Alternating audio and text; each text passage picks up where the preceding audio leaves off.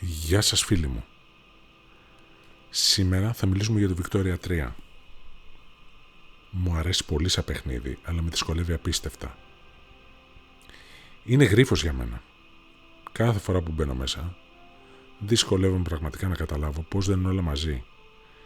Τα νούμερα, τα μενού, οι μηχανισμοί, όλα μου φαίνονται σαν σαλάτα. Έτσι το πήρα απόφαση. Δεν πρόκειται να το μάθω αλλιώς. Δεν έχω πάρα πολύ χρόνο να βλέπω άπειρα tutorial. Αλλά για αυτή την περίπτωση το έκανα. Είδα λοιπόν αρκετά tutorial και είπα να κάνω κάτι διαφορετικό. Δεν το ξέρω που δεν το ξέρω. Εάν έφτιαχνα μια ολόκληρη σειρά πάνω σε αυτό το παιχνίδι, όχι μόνο για να σας τα εξηγήσω, αλλά για να τα μάθω κι εγώ. Σωστά, βήμα-βήμα. Έτσι λοιπόν επωφελούμαστε όλοι μας. Το μαθαίνω κι εγώ, το μαθαίνετε κι εσείς. Πώς σας φαίνεται? Εγώ ξεκινάω πάντως.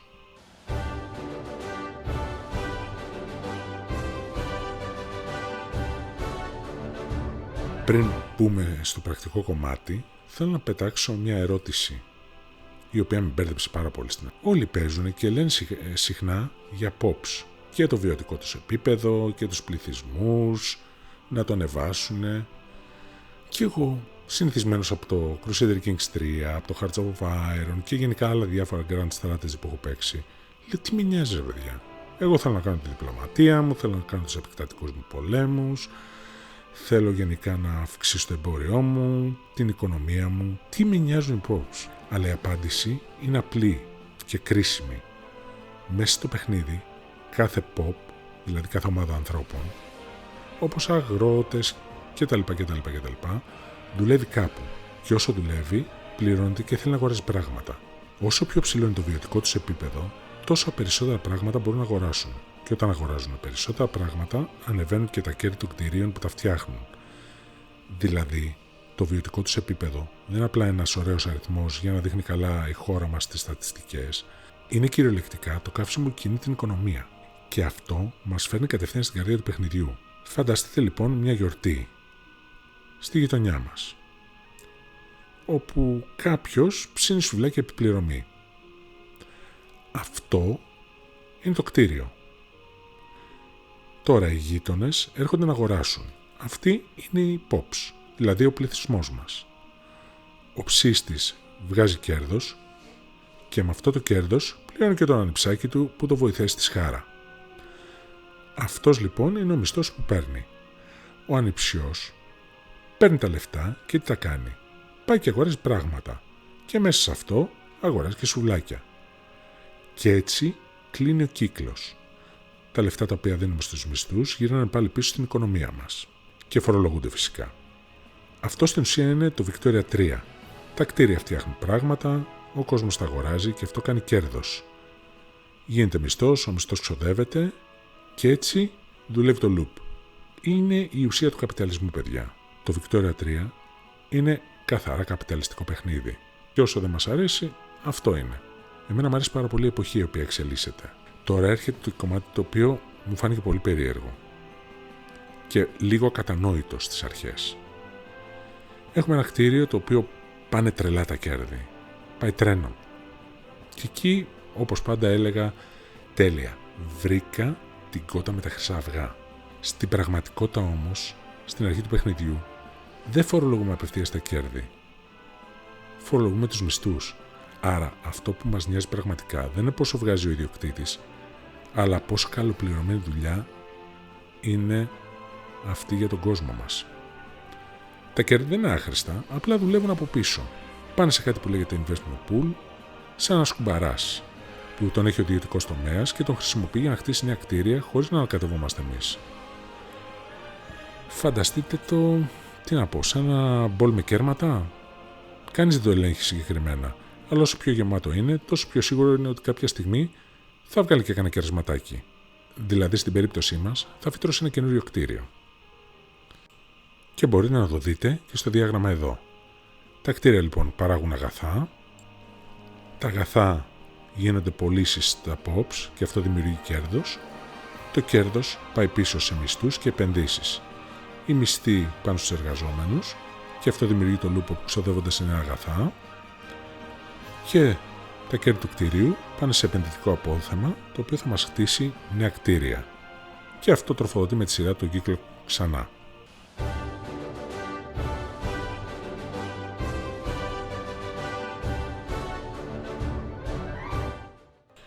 Στο Victoria 3 θα πετύχουμε πάρα πολύ συχνά τον όρο peasants. Εδώ αναφερόμαστε στους αγρότες οι οποίοι εργάζονται κάτω από τους παλιούς αριστοκράτες. Είναι κακοπληρωμένοι και δουλεύουν πάρα πολλές ώρες. Είναι στην ουσία οι άνθρωποι οι οποίοι με τα βίας βιοπορίζονται και τα φέρνουν πολύ δύσκολα πέρα. Αυτό είναι η πιο χαμηλότερη κλίμακα που έχουμε. Είναι σαν τον ατυχή συγγενής ο οποίος μένει ακόμα στο σπίτι μας, δεν βγάζει χρήματα πολλά και ίσα ίσα τη βγάζει. Στο παιχνίδι αυτό λέγεται subsistence output. Είναι ένα ψεύτικο εισόδημα που δεν προέρχεται από καμιά πραγματική δουλειά μέσα στην οικονομία μας. Απλά ζουν όπως μπορούν και δεν μπορούν να ξοδέψουν τίποτα. Το πρόβλημα όμως δεν είναι ότι δεν μπορούν να συνεισφέρουν. Τραβάνε και το βιωτικό επίπεδο όλης της περιοχής προς τα κάτω, πράγμα που ρίχνει και τους μισθούς σε όλους τους άλλους γύρω τους. Ο στόχος μας λοιπόν εδώ είναι απλός. Πρέπει να κάνουμε αυτό το συγγενή να βάλει επιτέλους το χέρι στην τσέπη. Κάθε νέο κτίριο που χτίζουμε είναι μια ευκαιρία για έναν αγρότη να γίνει εργάτης, τεχνίτης ή υπάλληλος και να ξεκινήσει με λίγα λόγια να πληρώνει και αυτός, να ξοδεύει. Κρατήστε το καλά στο μυαλό σας. Αν κάποια στιγμή η ανάπτυξη κολλήσει επειδή ξεμείνετε από αγρότες, μην ανησυχείτε, δεν είναι κακό σημάδι. Είναι ακριβώς αυτό που θέλουμε. Σημαίνει ότι καταφέραμε να βάλουμε όλο μας τον κόσμο σε δουλειά. Είναι από τα λίγα προβλήματα που χαιρόμαστε να έχουμε. Εδώ όμως πρέπει να διευκρινίσω. Όταν λέω αγρότες, εννοώ μόνο αυτούς που δουλεύουν κάτω από τους ευγενείς. Αυτοί που δουλεύουν στις αγροτικές μονάδες είναι καλοπληρωμένοι και μπορούν να συνεισφέρουν πίσω στην οικονομία μας.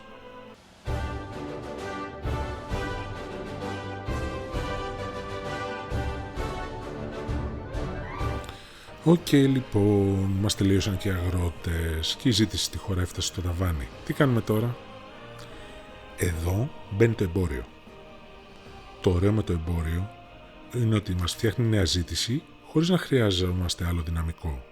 Ένα εμπορικό κέντρο θέλει πολύ λιγότερο κόσμο από το ένα κανονικό εργοστάσιο. Είναι λίγο σαν να ανοίγουμε ένα ηλεκτρονικό μαγαζί και αντί για φυσικό κατάστημα πουλάμε σε πολλαπλάσιο κόσμο χωρίς να έχουμε ανάλογα μεγαλύτερο προσωπικό. Αυτό είναι πολύ χρήσιμο για μικρές χώρες. Πάει χέρι-χέρι με την εξειδίκευση που τη βλέπουμε καθαρά μέσα από τις εταιρείες. Μια εταιρεία είναι ένας όμιλος που ελέγχει συγκεκριμένες βιομηχανίες και το κόλπο τους είναι να ανεβάσουν τρελά την αποδοτικότητα. Αυτό λέγεται throughput. Μπαίνουν περισσότερα αγαθά, βγαίνουν περισσότερα αγαθά, χωρίς όμως να πετάγονται ανάλογα ψηλά και μισθοί. Όταν μια εταιρεία χτίζει μέσα από το δικό της ιδιωτικό queue, το κάνει πολύ πιο γρήγορα και πιο αποδοτικά από ό,τι θα το κάνατε μόνοι σας. Είναι η διαφορά ανάμεσα στο φούρναρι της γειτονιάς και σε μια αλυσίδα με δικό σας εργοστάσιο ζύμης. Και οι δύο φτιάχνουν ψωμί, αλλά σε τελείως διαφορετική κλίμακα. Ξέρω, πολλοί αντιδράτε εδώ και εγώ αντιδρώ, αλλά αυτό είναι στην ουσία το παιχνίδι. Το ρίσκο είναι ότι αν παράγετε τρελές ποσότητες από κάτι, μπορεί να πνίξει την εγχώρια αγορά και να ρίξει τις τιμές στο πάτωμα. Θα μου πείτε τι με νοιάζει? Έχουν περισσότερα να ξοδεύουνε? Ναι, αλλά όλα αυτά έχουν κόστος παραγωγής και αν είναι τιμές στο πάτωμα, εμείς δεν θα έχουμε κερδοφορία. Και έτσι δεν θα πληρώνουν οι μισθοί και έτσι θα αναγκαστεί ο εργοστάσιο να κλείσει. Εδώ λοιπόν μας σώζει το εμπόριο. Στέλνουμε το παραπανήσιο έξω και κρατάμε τις τιμές μας σε μια υγιή, να υπογραμμίσω υγιή, κλίμακα. Όσο πιο μικρότερη είναι η χώρα, τόσο πιο εύκολα θα πνίξουμε τον εαυτό μας. Μια τεράστια αυτοκρατορία με δεκάδες αγορές έχει περισσότερο χώρο να αναπνεύσει. Υπόψη, όταν λέω ότι κρατάμε τις τιμές σε υγιή επίπεδα, δεν εννοώ σαν μια χώρα που ξέρω, που εξάγει πάρα πολλά πράγματα από αυτά που παράγει και οι κάτοικοι της δυσκολεύονται. Παραπάνω δεν λέω. Τέλος, μια γρήγορη ματιά στα δικαιώματα των εταιριών. Με απλά λόγια, γιατί έχουν και ωραία ονόματα. Έχουμε τα επενδυτικά δικαιώματα. Αυτό μας επιτρέπει να ανοίγουμε έδρες σε άλλες χώρες. Απικιακά δικαιώματα.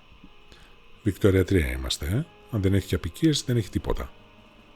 Απικίες, συνήθως στην Αφρική, οι οποίες μας δίνουν παραγωγή και είναι εκτός χώρας. Και μονοπόλια. Κανείς άλλος δεν μπαίνει στο πάρτι, είμαστε μόνο εμείς και πουλάμε ψηλά. Αν μόλις ξεκινάτε, μην προσπαθείτε να το μάθετε όλα μαζί, θα σας γυρίσει το μυαλό. Χαλαρά, δείτε τα μονοπόλια τα οποία έρχονται μέσω διπλωματίας και τα βιομηχανικά δικαιώματα τα οποία έρχονται και αυτά μέσω διπλωματίας και μας δίνουν τα περισσότερα με τη λιγότερη προσπάθεια. Τα υπόλοιπα θα τα βρείτε σιγά σιγά. Όπως θα ανακαλύψετε και τι κάνει κάθε κουμπί σε αυτό το περίεργο UI το οποίο έχει το Victoria 3.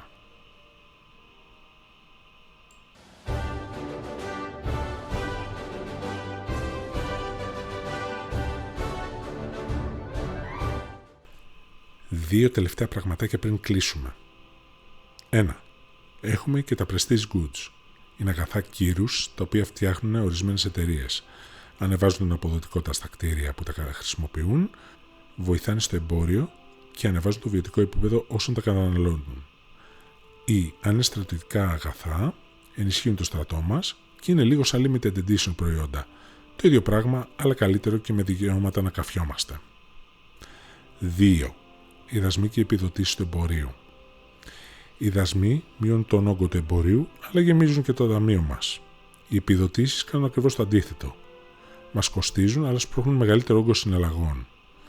Δεν είναι τόσο τρόπος για να βγάλουμε χρήματα, όσο το εργαλείο για να μπορούμε να κατευθύνουμε την αγορά εκεί που θέλουμε. Και με αυτά λοιπόν έχουμε πλέον τα βασικά για να στήσουμε μια οικονομία που δουλεύει. Κλείνουμε λοιπόν το loop, κέρδη, μισθοί και φόροι.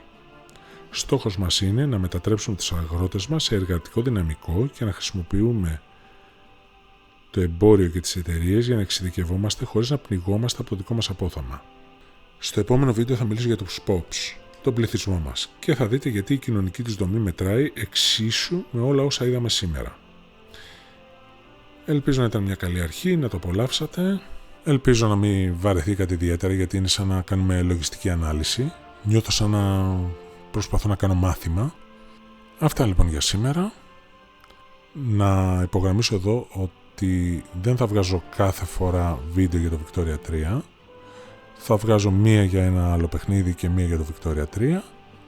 Αυτά λοιπόν για σήμερα και θα τα πούμε την επόμενη φορά, παιδιά. Άντε, γεια σας.